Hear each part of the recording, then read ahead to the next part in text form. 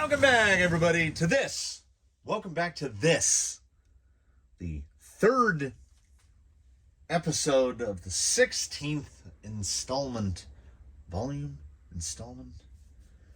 of It Came from the Workbench. And this will be an episode that I hope is going to be all over the place. First, we have to dispense with the canyon formalities. The first of which being, I don't know how to stop myself.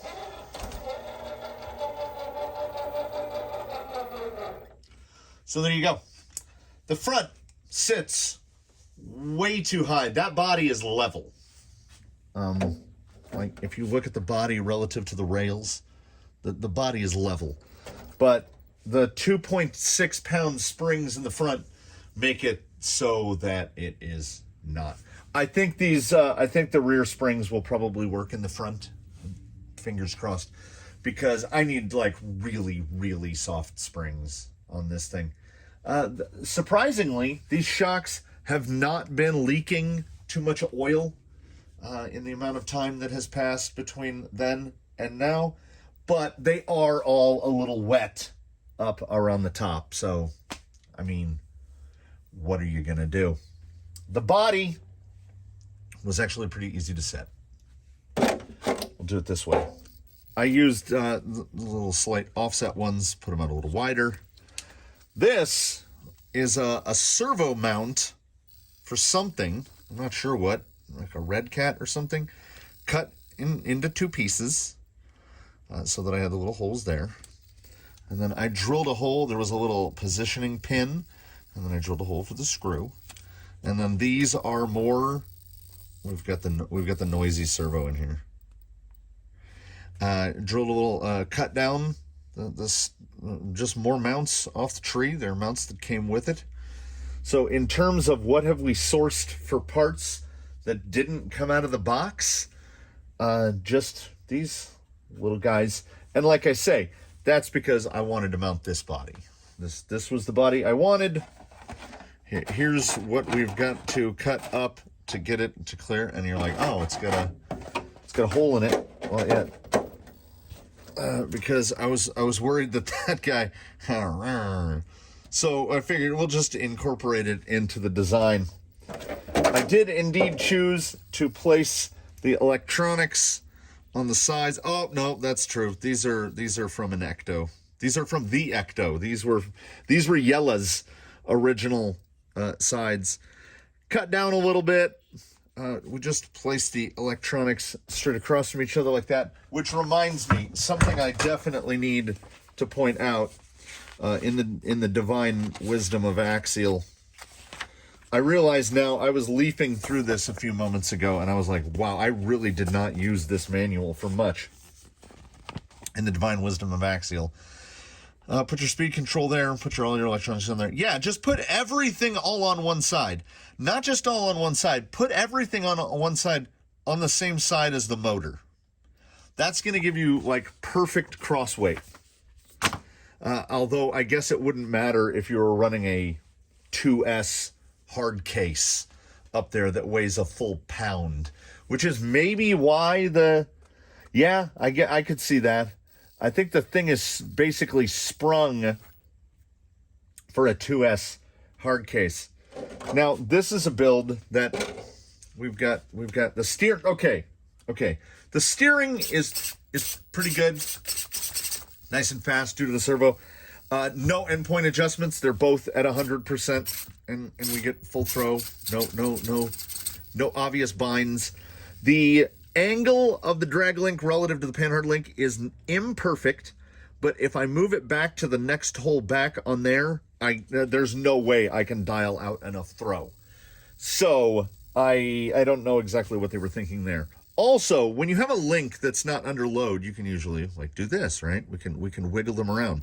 You can't wiggle this one at all. It's like rock solid, because I wondered why didn't they put one of those angled ends either on both end or at least on this end, because that thing is at the limit of its travel. So what happens there is the suspension action on this side, it's nice. The suspension on this side is terrible. You basically can't push it up all the way because the panhard is almost contacting the servo horn, and I had to use 1 millimeter spacers in there. I tried 3 millimeter, I tried 2 millimeter, I tried 1 millimeter. If you space it up enough for the horn to fully clear the rod end on the panhard bar, the servo horn itself hits the chassis. Because as it is now, I mean, you see the clearance. And this is a horn that is flat. My intention was to use one of these, and that's the no-go right there. It would hit the chassis no matter what. So a sane, and this goes back to the dated design. See that little dip right there? If this just went straight, there'd be no issues. No issues with the horn, no issues with anything hitting. And it's not as if you can ever get the steer link anywhere even close to the chassis. The only thing that is close to the chassis is the horn by design. And I found a horn in the horn box that is a close enough approximation of the horns that come on the little sprue tree. It just happens to be metal. And I was like, let's stick with metal. So here is the formality, the Ghost Ride formality. We've gotten the cloudiness lately, and I could probably paint it. I could do like a heat gun paint job, but I honestly don't feel like it's necessary. I just want to see what we've got. I don't think the springs are going to be, like, it is sitting, that's about level. But even right there, when you just cycle the suspension like this, you can feel everything just hitting each other. Because the axial rod ends are pretty fat, and then these aluminum links are pretty fat. Now, if we were running, I'd be willing to make a fair bet that if you took some garbage Spectrum servo, which my brain is like trying to, like an S614, I bet if you put a 614 in there, it would just fit. Like there'd be no clearance issues because it's the right height. And on one hand, I understand it. But on the other hand, guys, don't design something specifically for one servo. Servos are all over the place, different heights, different widths, different everythings. And that number that they give you, this was in my head. After we mounted the servo, this was really in my head. Where they have the little thing that says max servo size. This 38 millimeter, that's meaningless. That is a meaningless number. This could have a servo 15 millimeters taller up here. The number that matters is the distance from there to there. That's the only thing that matters. The distance between the mounting tabs and where it outputs. Because that is what we're adjusting to try to get the height right. So I tried 3 different sets of spacers and 3 different horns to finally get a horn that fit mostly right. And not unsurprisingly, the horn is one that most closely approximates the horns that come on their little trees. So it's got a little offset up. Same length, same everything. So their intention was also not to have the panhard and the drag link perfectly parallel to one another, because it's 24 millimeter hole to hole. We just work with what we've got. So I don't think that with 2 clips, I don't think it's possible to pop the button. No, it is absolutely not. So this guy will be a 2-pin guy. This is genuinely one of my favorite ways to mount a body, because it mounts so fast, so easy. I don't know how much more cutting will be required on this particular body, on this particular build, because it's sitting way too high. So, I mean, optimally, we want it sitting down about there, and everything in the front is hitting. We have nowhere near full suspension travel. Flex actually seems okay. Everything seems all right. It's just, honestly, as I stand here and look at it, I feel like I built an RTR, but it has really nice electronics in it. So there's nothing left to do except take this out, wheel it around, put some scuffs in the overspray mask, which don't matter. When I did hardline, I printed out my own masks on the Cricut. So I have two factory sets. One for the inside, one for the outside. And as I mentioned, copper on the inside, flat black on the outside. Done. That's it. That's it. That's it. And I'll put a couple stickers on it, and I'll hit it with the flat, a matte overspray, and then we're done. That's it.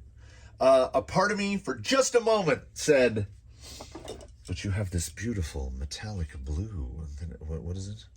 It's literally PS16, metallic blue. You have this beautiful metallic blue. And then I said, no.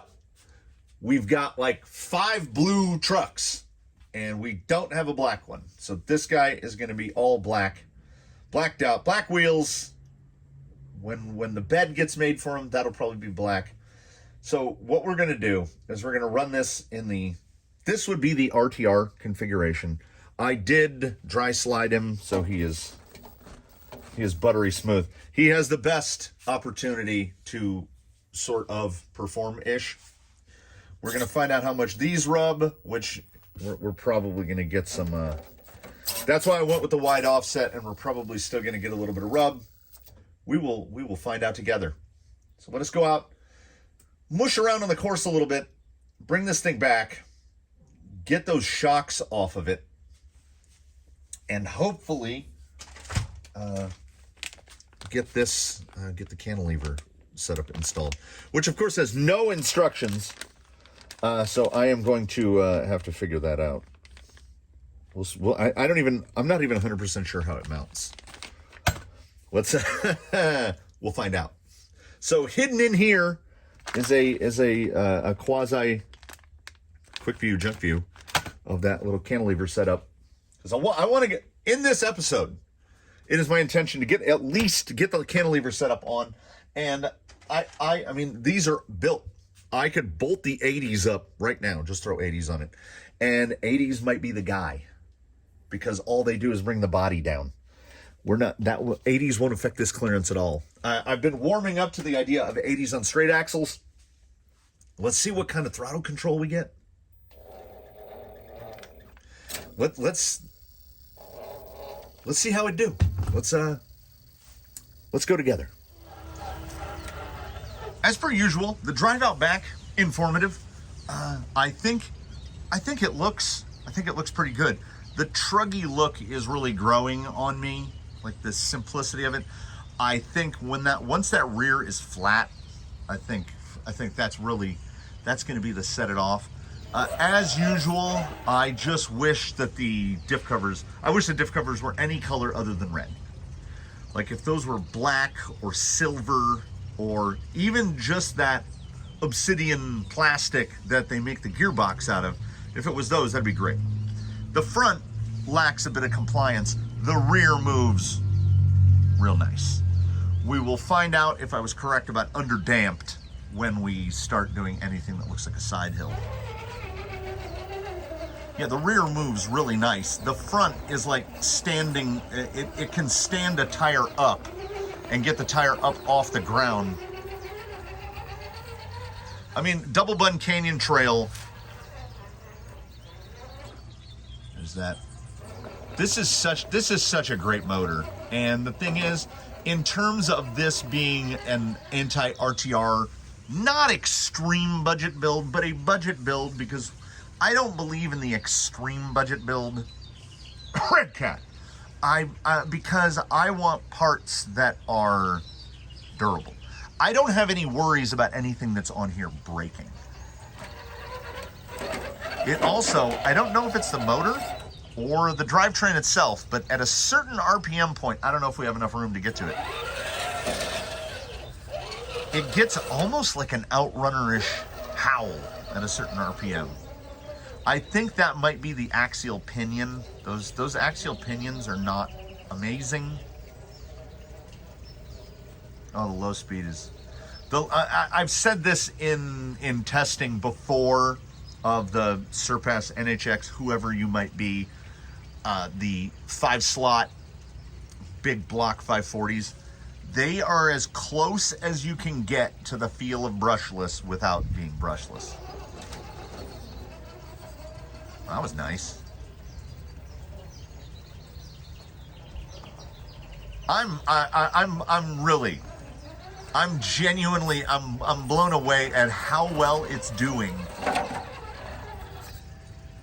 The ride height, we haven't side held yet.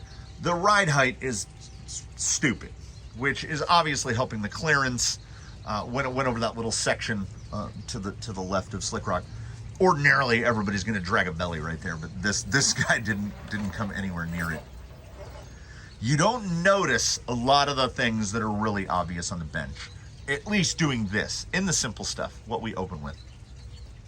Because I can't tell that it's got much more compliant compression on the driver's side than it does on the passenger side. I'm sure it would show up on the scales. I'm sure it would show up in the springing. But good old AR44s. We got plenty of steering. Yeah, that rear articulation is, that's nice. And as I said, I consider this to be an RTR out of the box. That's the configuration that this is in. This is better than pretty much any RTR you can take out of a box. That honcho that I tinkered with, oy. And this is that honcho with a different body and all different electronics, and I think most importantly, wheels and tires. So this is coming in the neighborhood of the cost of an RTR honcho. Is it better? Oh my goodness. It's not better, it's incomparable. This could well, truly, easily just be left as it is, and someone could drive this and love it. There are no, now I say no glaring holes in the performance, while the driver rear is an inch off the ground because the driver front won't collapse because the spring is too heavy. But I don't think, if someone took this out of the RTR box, put a battery on it, and took it under the rocks, they'd be like, holy crap, this is pretty good. And it is pretty good.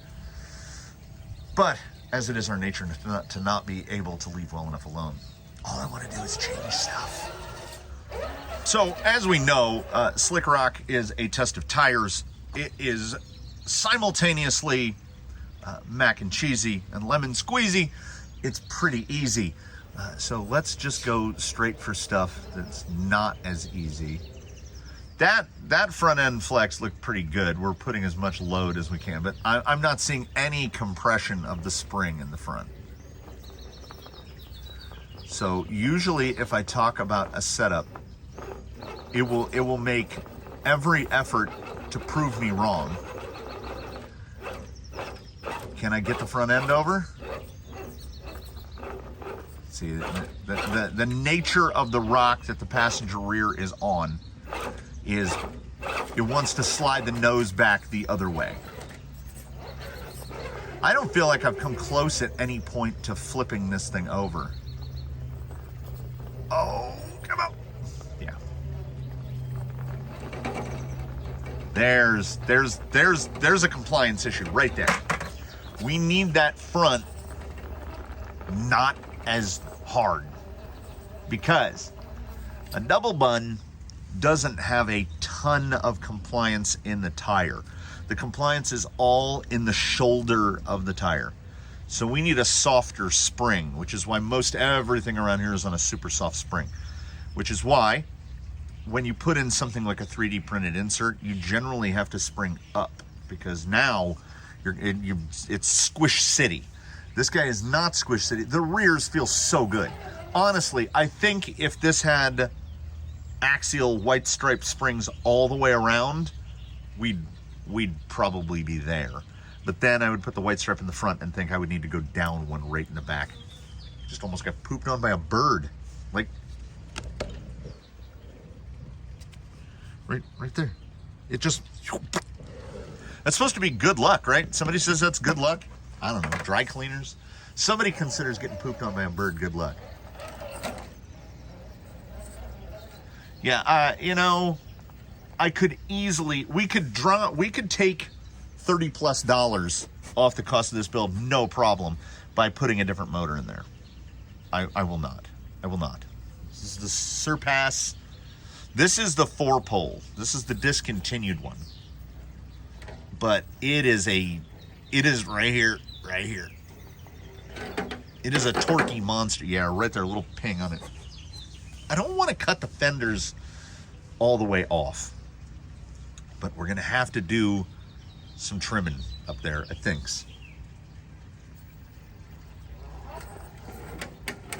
Yeah, I mean, if this was an RTR and this was a 100% RTR experience, I'd be advising people to buy RTRs.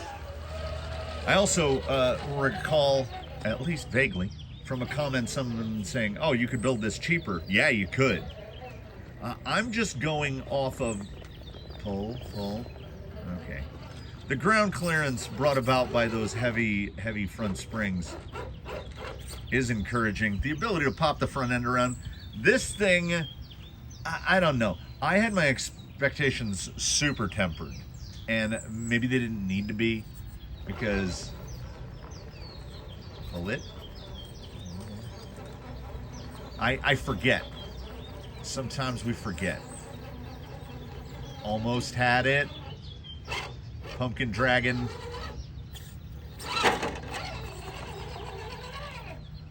It's real good. It's real good. I want softer springs. We're gonna get on the side hill, and I think that's where we're gonna get our first scratches on the roof. I'm gonna do my best to avoid it, but as someone said, you could build this cheaper. Yeah, you absolutely could. I mean, brushed stuff. I think brushed stuff is gonna experience a new boom as people are buying all of the takeoff brushed stuff that no one's using anymore, because things like the Fusion have really put a dent in the viability of brush, unless you have it. Like I say, okay, I am in a unique position. I have a somewhat unique perspective. That spring should be able to collapse up there on passenger front, which has all the load on it, which would drop that driver's side down, but 2.63 pounds an inch. So the entire weight of the vehicle is not enough to compress the front springs 1 inch, which is about their travel. So there isn't enough weight in this build to compress the front springs fully. And I guess I want to say that that's again about that. They want a 2S hard case up in there. So yes, you could build this cheaper, and I operate from a unique perspective. The entire Raw Builders kit was provided me by the kindness of the supporters of the Canyon, as was the motor. So the bulk cost of this for me was, okay, I bought nothing specifically for it came from the Workbench Vol.16, contains no bought parts yet. The KYX knuckle weights, which I think would have helped pull the front end down right there, and the cantilever kit, the body, I did buy that body. I'm gonna be into this $100, because that's Ghost Rover's old servo.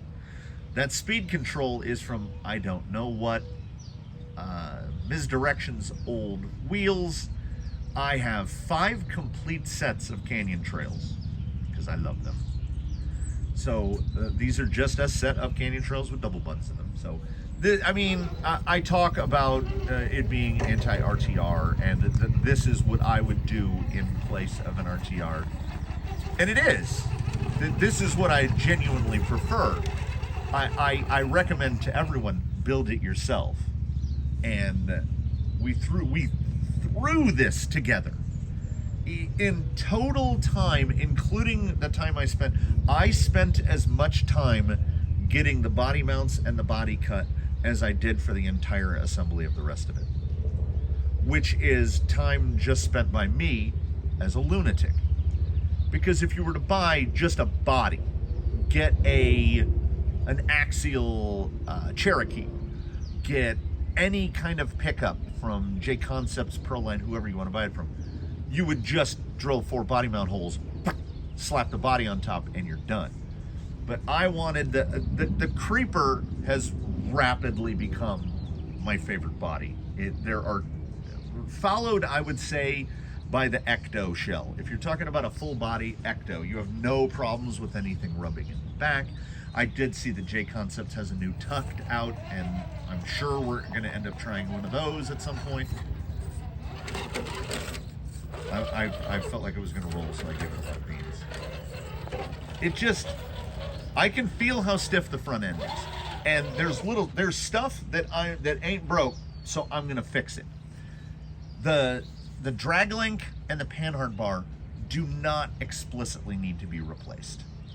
They will be replaced though, because I want a rod end that is smaller on both, so that I don't have to worry about panhard to steering horn interaction. That's just a me thing. I've taken links to the lathe and sanded them down before for clearance. They don't need to be as beefy. I applauded the beefy ends for underneath, the stuff that's gonna whack on rocks. It's better to have a big link and a big end so that they pair up nicely. But the panhard bar, if your panhard bar touches the ground, something has gone very wrong. So it doesn't need to be the same degree of beefiness, and the same goes for the steering drag link. Those will most likely, I love to have those both be turnbuckles. That way I can get adjustments done, and then once that's finalized, I will probably just take 4mm steel rod and make just plain links for the fronts. I mean, I say that now all with a cavalier attitude, when what is most likely going to happen is I will dig through the bin, and if I can find like a Traxxas link or something that fits, needs to be about 70mm long. If I can find 2 links that are around 70mm long, I will just use those. I would like to go to 3mm because then I can use 3mm ends, and those fittings are smaller.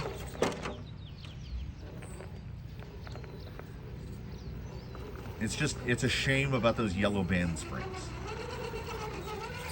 Because, I mean, I assume somewhere out there, there's a person that's running a 2S hard case in one of these. And A, I don't do 2S. And B, unless I turned into the Hyper Trail Man, like if there has to be some sort of tectonic shift that turns this place into a trailing haven, I'm not running a 5,000 pack in anything. 5,000 or bigger. I run 1500s, and a lot of time I start to feel like those are too big. If I didn't have so many, I would probably be ordering some 850s. Because I can routinely get 2+ filming sessions. And I say the plus being the filming session that I forget to put in a fresh battery, or I grab a half-dead battery and put it in. Or I've been out here wheeling around with the boys, and the rig will be on and energized for 2.5 hours on a 1500, and I take it in and it's at like 3.85 volts per cell, so it's still got a little bit left. Look at that. The rear wants to drop, but I mean, you can see what you're looking at. There's nothing at the back end of this. The shocks are plastic, the towers are plastic, the chassis supports are plastic, everything is plastic. The only thing at the rear end is like that that's not plastic are the shock shafts and the stuff for the drivetrain. But the front end has absolutely no collapse in the front. It is absolutely making the best of it. And it feels super stable. So this might have to be something that's done actually incrementally. Ghost rides tend to be very helpful in that I genuinely and truly believe that those spring rates are too high. But is it more that we're having that unwanted interaction between front links? I think that's more of it than this. So we might end up, this might be slide it. Nope. Just one little flopper there. This might end up being, I mean, I couldn't plan for it if I tried, but we might end up in a position where we're going to make a change and then we're going to drive it, and then we're going to make a change and we're going to drive it. And right now I'm going to make the first change.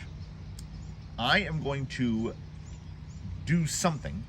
I have no idea what the parts will eventually be, but we are going to replace the drag link and the panhard so that the drag link doesn't constantly feel bound up, and the panhard isn't whacking into the servo horn every time the suspension compresses.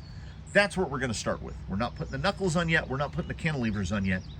We're going to panhard and drag link, and then we'll vent. I said we were going to travel incrementally, and that is exactly what we are doing. Here are the two original big old meaty links. They have been removed in favor of some Lunsford titanium in 3mm.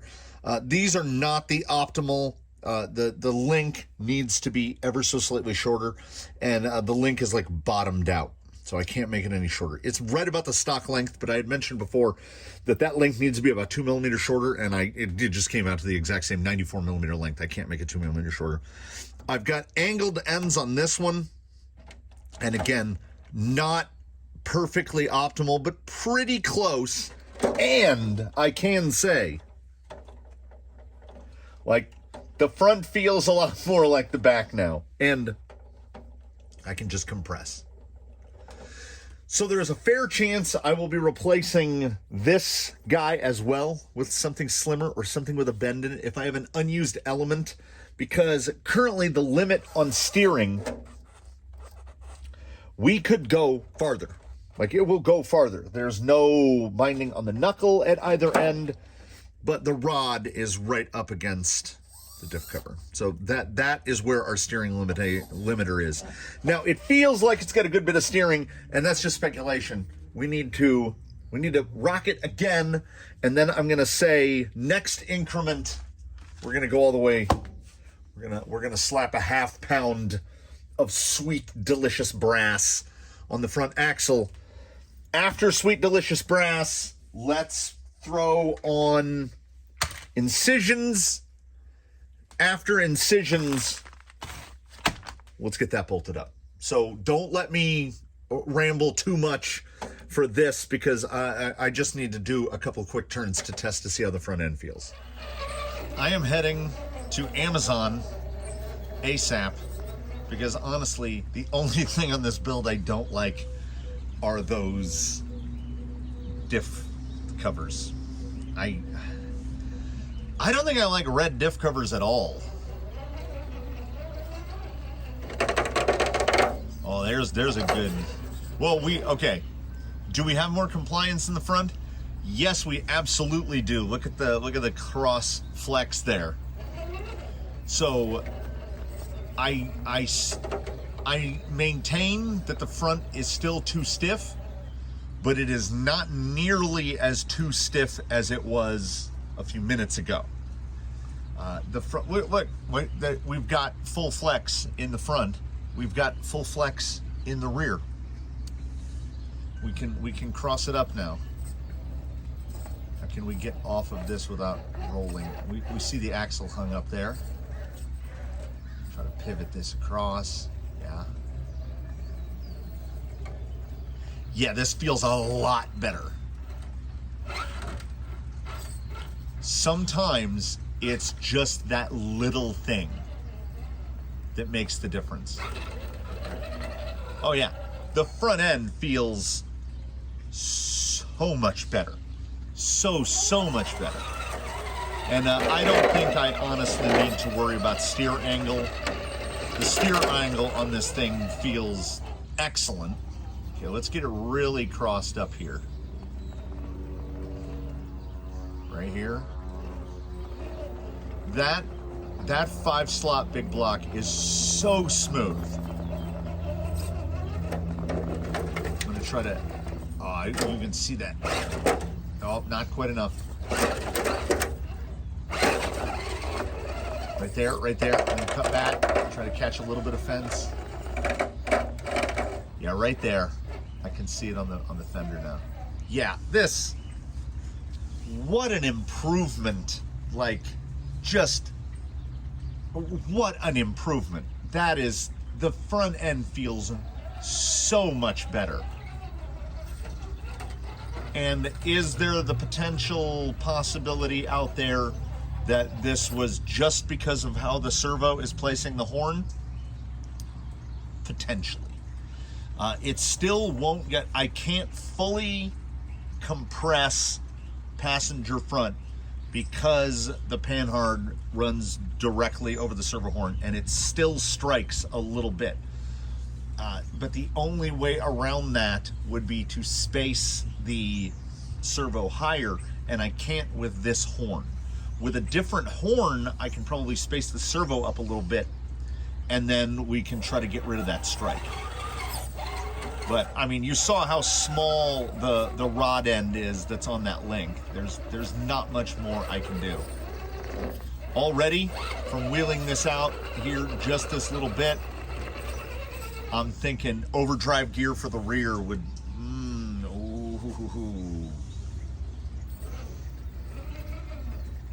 Like, look at that. Could not do that just a few short minutes ago. No, honestly, we're gonna see, I'm gonna go and we're gonna throw those KYX on there, and we're gonna find out if, we're gonna find out real fast if it's too much. We'll try doing some descents, because 1/2 pound on the front axle, and this thing has no rear weight. But apparently it doesn't need it, because man, I'm honestly kind of blown away right now with the synergy, with the synergy of the parts. Everything is working together really well. This would be the best RTR ever. Making no other changes other than to bolt up the big brassy boys. I can tell you that there's a lot I like about the KYX knuckles. 126 grams a piece, so you're putting on 250 grams, 1/2 pound onto the front axle. Unsprung weight, just where we want it. And they're really nice. You get rid of the combination, the shoulder screws that usually hold, so it's like worse than a bushing. It's just a fat metal screw rubbing against plastic or metal or whatever. These replace that with a wee tiny little bearing. It has to be maybe like a 6mm bearing, tiny little, maybe 3 millimeters thick, tiny little thing. And then they're held in place. I'm doing it again. They're held in place by button head screws. And the way the button head screw holds them in place, they're fully recessed down into the knuckle, top and bottom. So the screw is nice and recessed in there. And with the way the arm attaches the drag link on there, which is nice, you could change that arm out. You could space that arm out forward or use it to make a longer or a shorter link.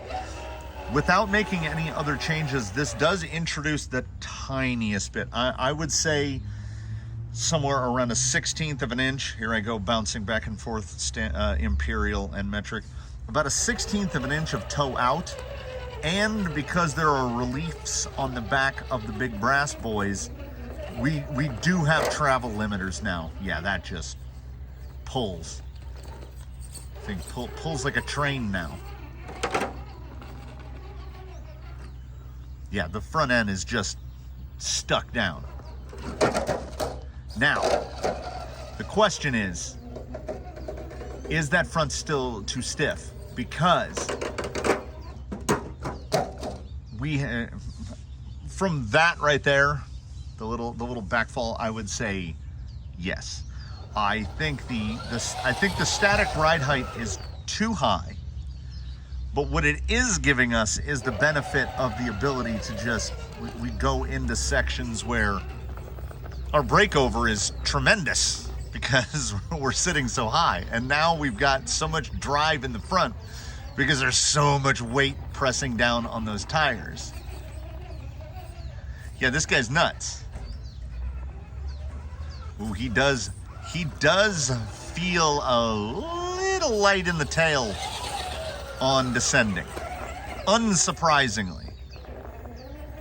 But the drive in this guy,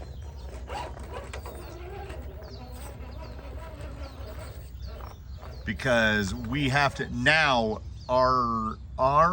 so what did I say?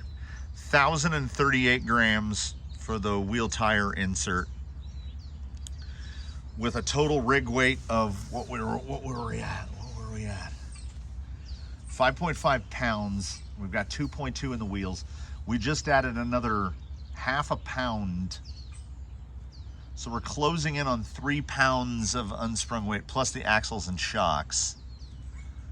We've got to be getting close to 50% unsprung weight. And you know, it shows.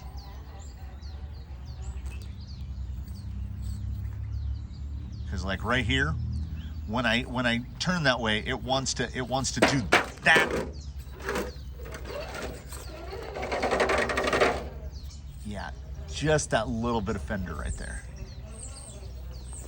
So far, making one change at a time, which goes against not the stated principles of the Canyon, but the practices of the Canyon, where we espouse make one change at a time, and then we make a bunch. So far, 2 changes made, both significant improvements. It makes me want to put $100 worth of shocks on this, but we'll save that for later. I'm not saying that I have an unclaimed set of Traxxas 2660s and all the springs and hardware to go with them. I do, but I mean, let's not rule it out. This guy is good, and like, this guy has some potential. I don't want to make a big claim. It's too early to make a big claim. But the feel of it, this is big words. There's a real straight axle Daphne feel here. Like the way it maneuvers.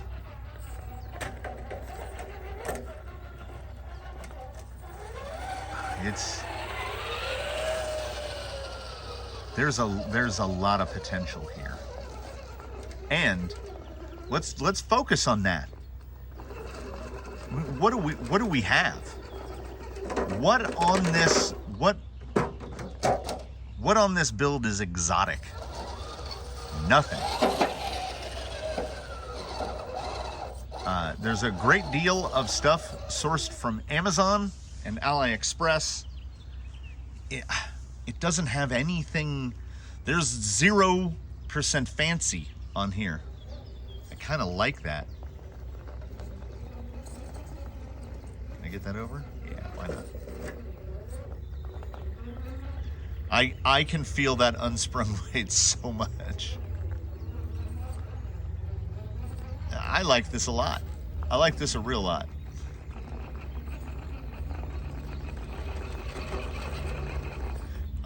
Yes, certainly. There's a small part of my brain that is going, Now just imagine if this was built out of an Element Builder's kit. Well, it would just be a little smoother, a little more fluid. I think the performance would be just about exactly the same.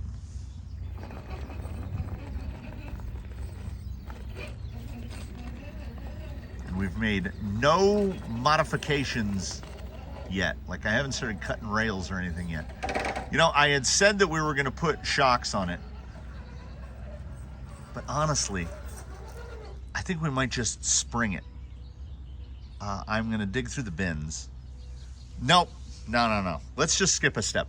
Let's go straight to laying that rear down flat. It'll take me a while to figure out how to assemble it, but I'll get those parts bolted up, and we'll talk about that a little, and then we'll come out and we'll wheel this thing on the cantilevers. And with the cantilevers in place, I should be able to move the rear springs to the front, and I think that might be the jam. Cantilever rear with rear springs in the front, that might be there. And we'll see if it hurts. We'll come back to oblivion to see if the loss of ride height kills stuff like this. Because this guy's breakover is, for something that's all straight linked, this guy's breakover is really quite good, and he's just a builder's kit. All right, let's get that cantilever on there, and now I'm worried. I am most concernicus because I don't want that cantilever kit to mess with all the good that we've got. But you know what? Committed. And this phase of one change at a time went every bit as badly as I suspected that it would, because, you know, me and triangles, I got this relationship with triangles. Everything is a triangle. I moved the rear springs to the front. It's pretty good. Feels about right. I then spent what has to be in the neighborhood of 2 hours trying to get this rear cantilever to work. And here's the problem. I haven't been outside, so I don't know. It might work. On the bench, it feels absolutely ghastly. And I think I know why. Because this guy, that link, he's too laid down. So it's far too easy for him to apply force to the shock. So then you have the springs that came with the Amazonian shocks that came with the kit. You have to use the ends, the shock ends, because there's a little roller right here, and the link will actually come into contact with it. I couldn't find any other link that would work. As you can see by the pile of springs, I have tried everything. I've tried everything. These are GTS, Trex's GTS green band, which are, I think, the heaviest ones. I mean, look at the thickness of the coil. Like, I had also tried these old, I think these are Associated or Losi Reds. These are very stiff. They have to be in the 5 to 7 pound range. It's still not stiff enough for a cantilever, because I have a shock here in my hand that is a shock for a cantilever, a shock from an E-Revo. Look at that coil. This spring has to be in the 25 pounds to the inch. It looks like a valve spring, and because that is for a cantilever suspension. So attempting to make things that are not designed for cantilever work with cantilever, and by gum and by God, I tried everything I could think of to get this lower link, which is hiding behind the tire, to get this lower link to stand up more vertically. But you can't. Like, you would have to go to a much shorter shock. And the thing is, I didn't go to a longer shock. I think I actually went to a shock that was either the same length or ever so slightly shorter. Because here is where all the problems come in. Everything we do when we talk about shocks is in rates, in pounds per inch, etc. I will show you here from full droop, that length there, to full compression. Like how far does that move? Quarter inch? So it does not take, well, now we're talking, it's not geometry anymore, it's multiplication. It only has to compress that shock a quarter of an inch. So you see this amount of damping right here? Like, would you like to know what's inside those shocks right now? 2-hole pistons. Team Losi Racing. 15,000 weight is what is in those shocks. This is 15,000. Because it only has to move the piston a quarter of an inch. Now, it feels absolutely horrendous on the bench. But it is sitting a lot more like how I wanted it to sit. So I don't know. Like, maybe the only thing I could think, like, I kept trying to think, if I go to a shorter shock and move this whole thing over, I've got some 70 millimeter shocks. I'm not giving up on the cantilever because you know what I like? I like this. I just want to be able to make a flat bed. Here's a piece of foam. I just want to be able to make a, like, oh, that's so nice. Just a little flat square bed, boom, done. So if it comes down to me having to completely remanufacture this, all that, whatever, I'll do it.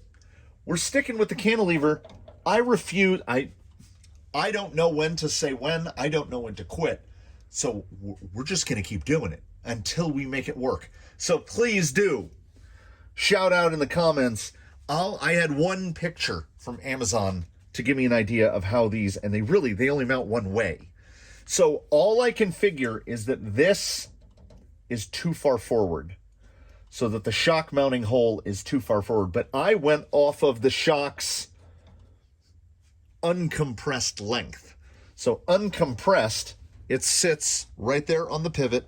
We've got full drop. Like, we don't have any limitation of travel. It feels like there's absolutely no damping whatsoever. And with how heavy those springs are,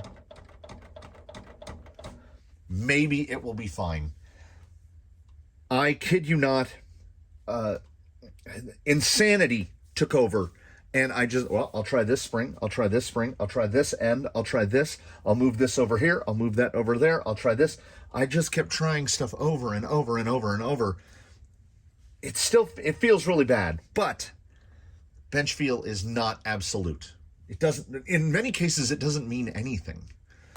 So early in this video, it was very cloudy, and now we're going to go out there and it's not, because we have flown forward in time a significant amount.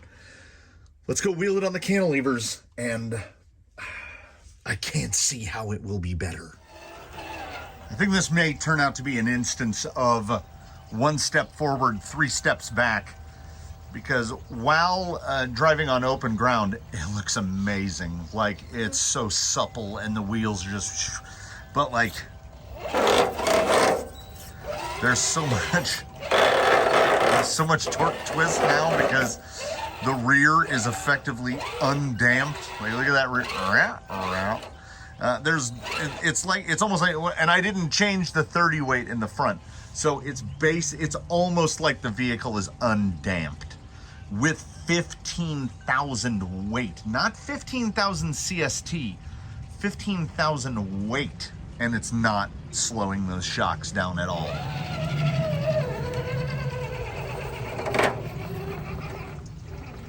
Let's see here. We're gonna roll out, we're gonna stay in. Feels like a rollout.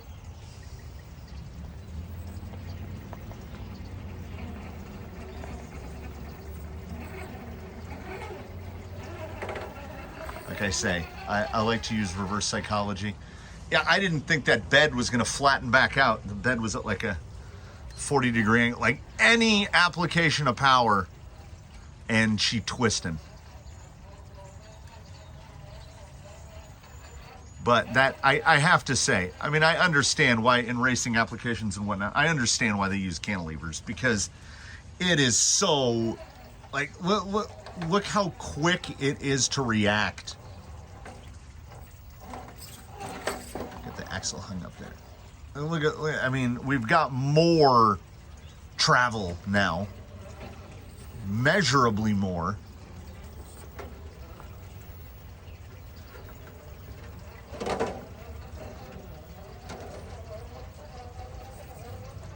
It's pretty glued.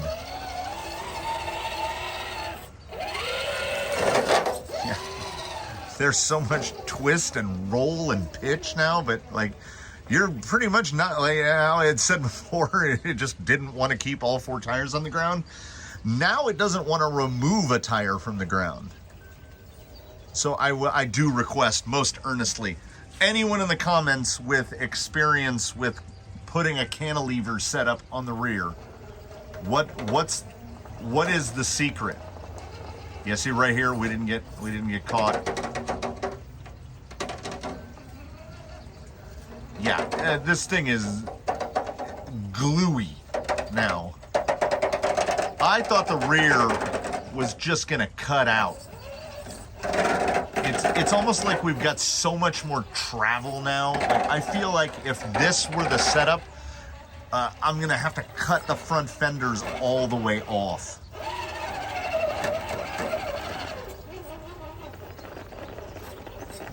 Regardless of how much front weight this thing has, it will reverto crawl maybe better than anything else I've got. I mean, if you can keep the pumpkin off of it, it doesn't matter what the terrain looks like. Well, let's try the fully collapsible rear end on some verticals. Same situation, I need to get that front over. Like, I don't know if it's that we've lost some rear grip, but like ordinarily you'll get to a point where a tire will catch and you'll just straight doodle bug it. This thing won't doodle bug now. It definitely doesn't behave like the rear end has zero damping. There it goes.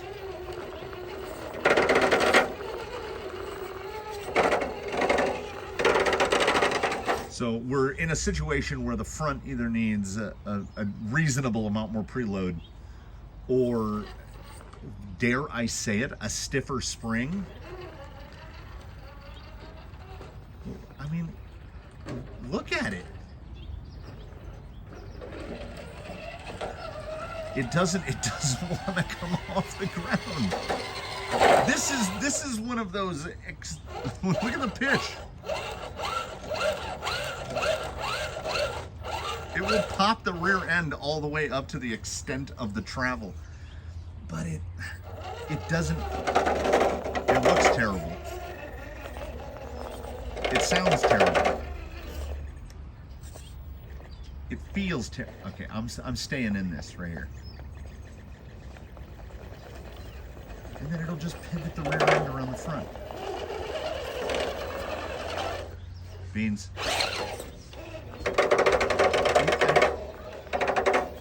It's absurd, is what it is. It's absolutely absurd. This is a serious mood improver after what I just went through. I'm gonna have waterproof hands for days. So excellent advice to anyone is to always, yeah, those fenders are just gonna have to come off altogether. Excellent advice to anyone is always end on a high note. I can see where it's biting. And how is that? Look at the angle. It's got to be 80 degrees. The rear feels completely undamped.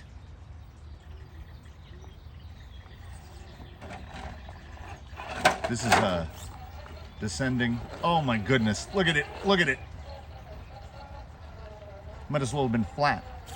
So this will be the conclusion of today's installment, because it makes no sense. Look at the stink bug rear end on that. We'll set it back down.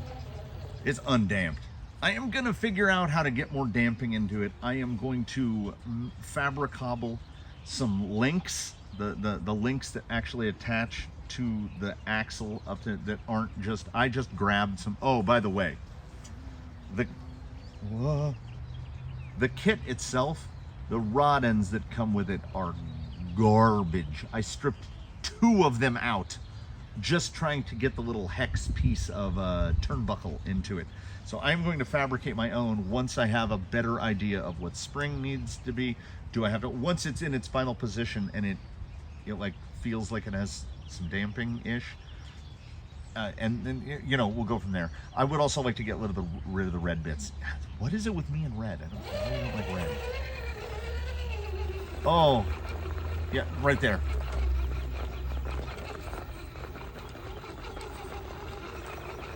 Yeah, this is something.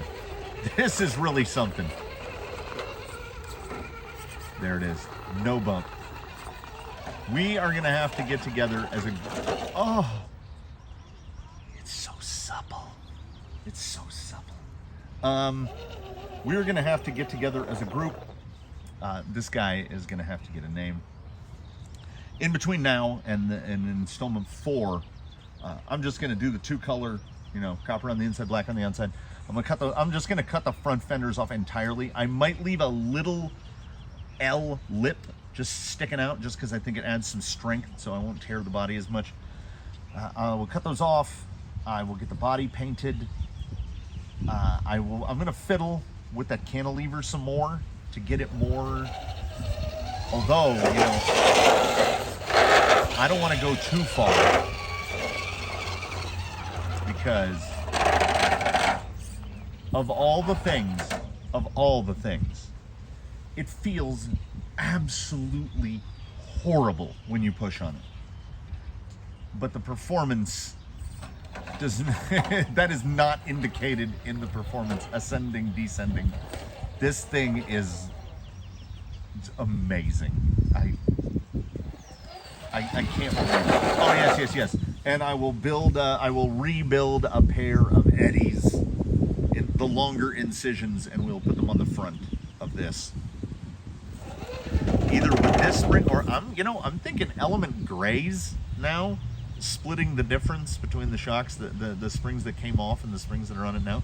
The 1.3s might be too soft, but I mean, it can do stuff like this.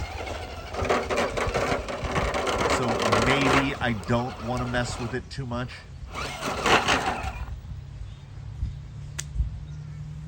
There you have it. What a long, strange trip it has been. This guy is nowhere near done. Man, is it good. It's so good. I thank you, one and all, for watching. I do invite you to comment below, particularly if you have any cantilever input. Drop a like if you liked it, subscribe if you haven't, considered channel membership. Do come back for future installments of this, see where we end up. This was a ghost ride that took place over multiple sessions, over multiple hours. And did I roll this twice? This thing is gluey. It just wants all 4 on the ground all the time. And when it gets one up like that, that's most anything rolls out right there. I don't know. The squishy, smushy rear end has achieved some sort of celestial alchemy. There we go. I managed to flop it at the end. I should have quit when I was ahead, but 10-minute outro. Thanks again, everybody. In between now and when we meet again, do your very best. Have a good one, everybody. I will catch you in the next one.